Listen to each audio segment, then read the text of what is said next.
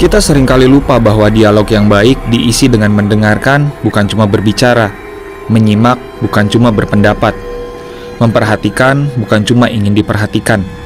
Baru dengan begitulah sebuah diskusi dapat memberi manfaat.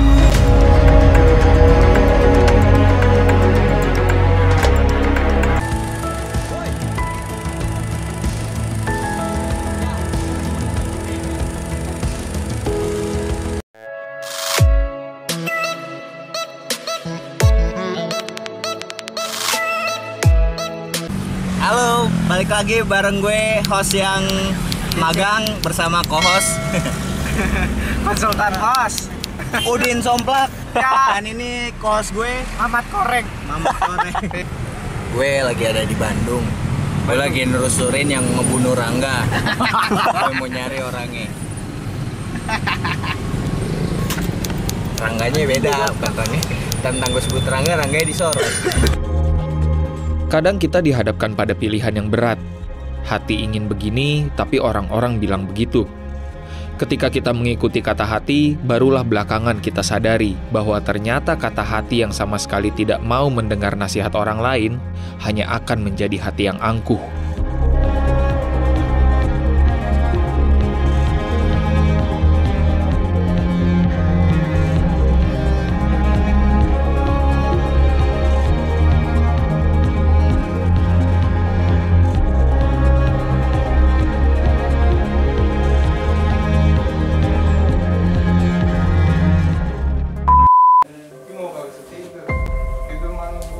Kasih makan apa? Bagus barang yang buas.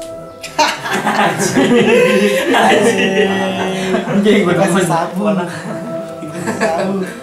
hari. Mantap 3 hari nggak tidur. PP ya, PP nggak tidur. Tahu pulang tidur. Di mobil tidur pulang. Ini kita sedang ekspedisi. Gitu, Iya. Iya, enggak. Kita sedang ekspedisi. Enggak kalau dia mah ini ngomong mulu. Kan Oh iya. ngobrol mulu kan. Ntar bingung korektor.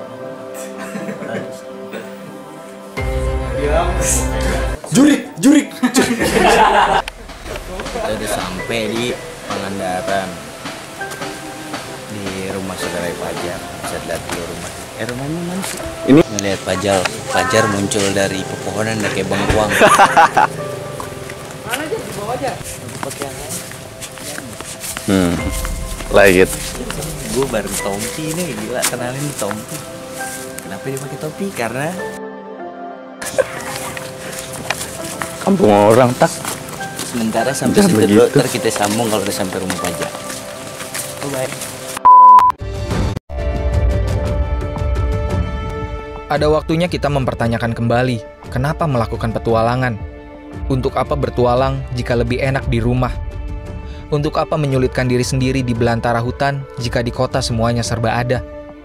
Pertanyaan-pertanyaan itulah yang ujungnya akan melemahkan diri kita. Namun, bukankah tidak apa-apa untuk sesekali menjadi lemah? Toh kita hanya manusia biasa.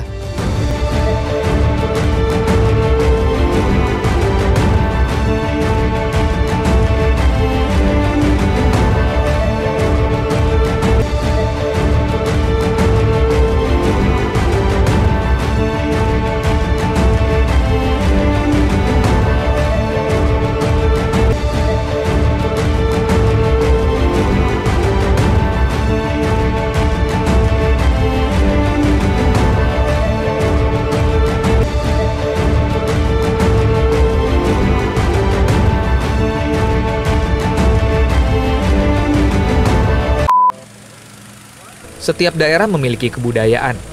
Setiap orang memiliki kepercayaan. Kalau yang kita yakini berlainan, bukan berarti harus memaksakan.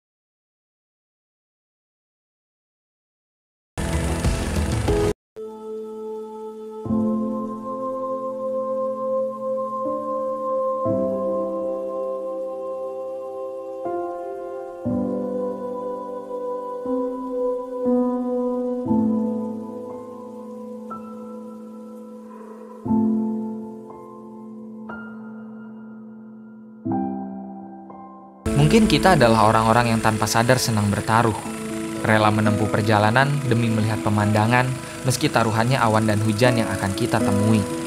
Tapi apalah arti sebuah kehidupan tanpa sesuatu yang dipertaruhkan?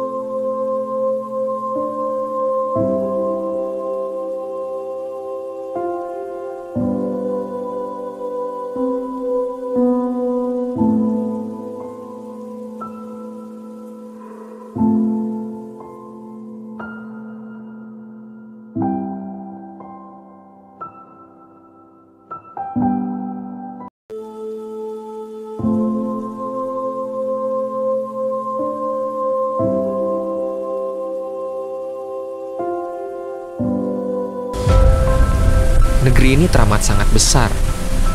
Ada banyak tempat yang kita tidak tahu sama sekali.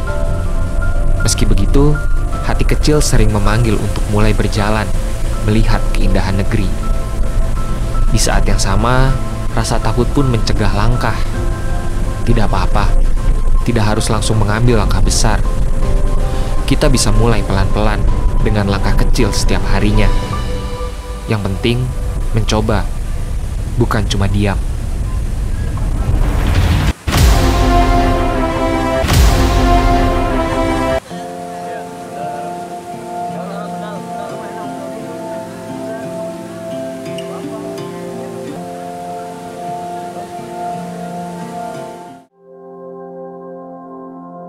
Hal yang paling menyebalkan dari petualangan adalah sekali kau terkena racunnya, kau akan kecanduan. Kau akan mencari cara untuk kembali berkelana, meski harus menumpang mobil, tidur mengemper, atau bahkan keluar dari nyamannya rumah dan pekerjaan. Tapi ketika kau tiba di destinasi impianmu, kau tahu semua pengorbanan itu sepadan.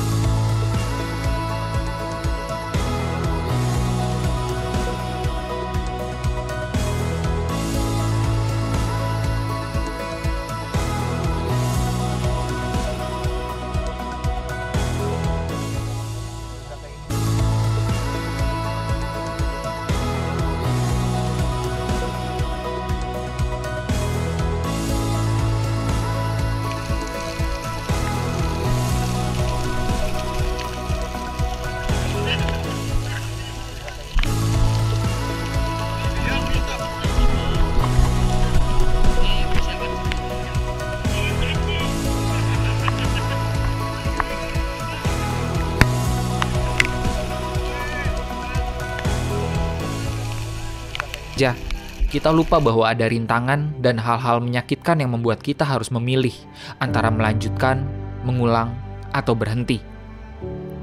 Dan setiap pilihan yang kita buat memiliki konsekuensi. Kita harus siap menanggungnya.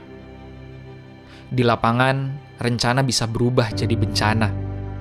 Ketika itulah kedewasaan kita diuji. Bukan saat mengambil keputusan, tapi saat salah mengambil keputusan. Bagi saya, membuat video dokumenter adalah sesuatu yang harus saya prioritaskan. Keselamatan diri dan tim adalah juga sesuatu yang harus saya prioritaskan. Dan jika hal-hal tersebut adalah sebuah kesalahan, maka saya siap menanggung konsekuensinya. Kami menyeberang dan terus berjalan hingga suara air deras membesar.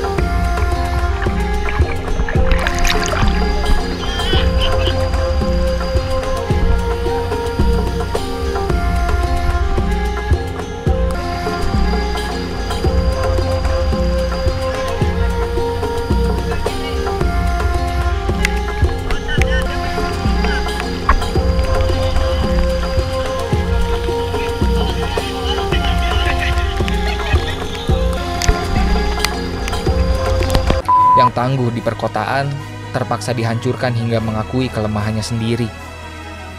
Setelah keluar dari hutan, saya pribadi tidak merasa lebih tangguh.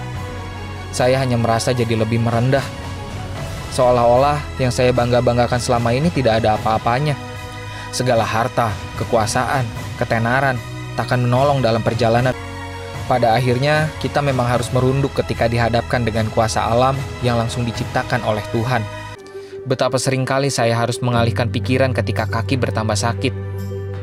Betapa saya harus fokus membereskan hal-hal yang ada di depan mata saja dulu, bukan berekspektasi pada hal-hal yang masih jauh. Membuat satu langkah, lalu satu langkah lagi, lalu satu langkah lagi, dan lagi, hingga akhirnya tiba pada tujuan yang diinginkan. Bukankah itu arti perjuangan? Merencanakan bukan sebatas membayangkan. Mengatasi bukan sebatas menyesali. Menjalani bukan sebatas meyakini. Semoga kita semua berhasil dalam perjuangan kita. Di alam, saya bersyukur selalu bertemu orang-orang baik. Semoga kamu salah satunya.